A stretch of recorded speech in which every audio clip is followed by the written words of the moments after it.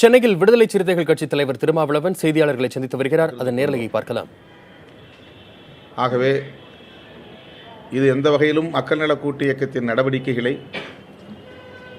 இணைந்து செயல்படும் அந்த தோழமை உறவை பாதிக்க வாய்ப்பில்லை.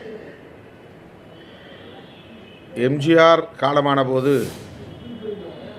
ஜெயலலிதா அம்மையாரை நோக்கி ஏராளமான கேள்விக்கணைகள் எழுந்தன.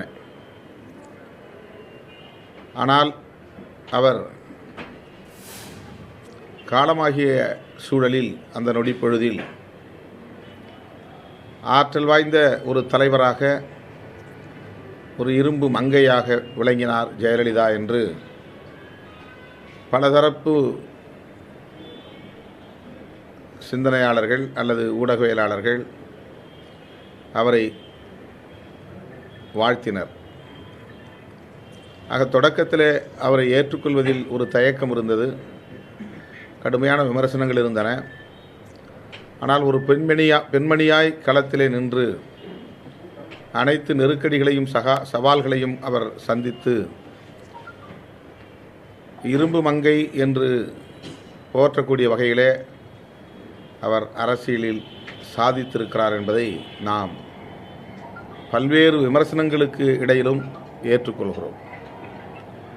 அதேபோல் இன்றைக்கு திருமதி சசிகலா அவர்களை நோக்கி பல கேள்விகள், விமர்சனங்கள்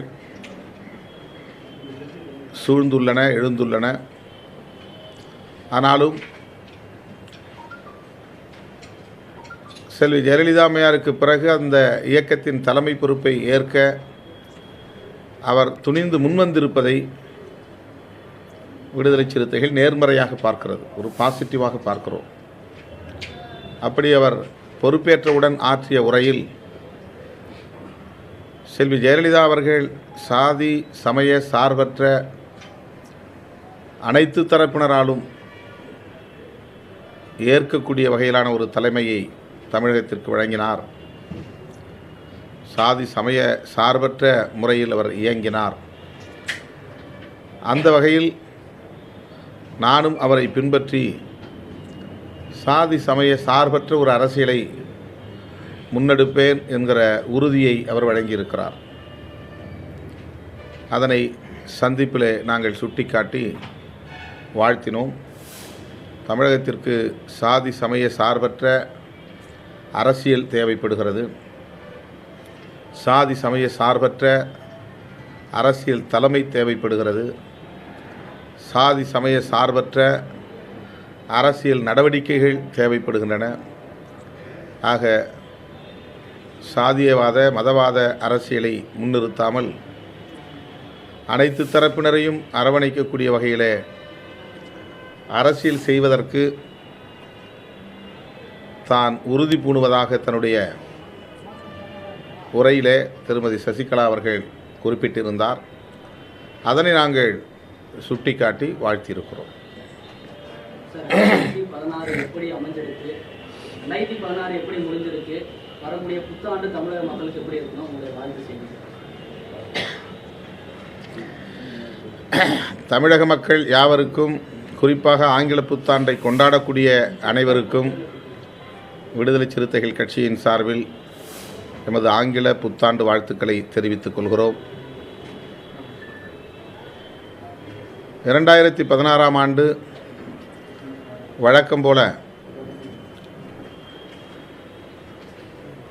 விளிம்பு நிலை சமூகத்தினர் பல்வேறு நெருக்கடிகளையும் ஒடுக்குமுறைகளையும் சந்திக்க நேர்ந்தது. அதாவது தலித்துகள், பழங்குடிகள், சிறுபான்மையினர்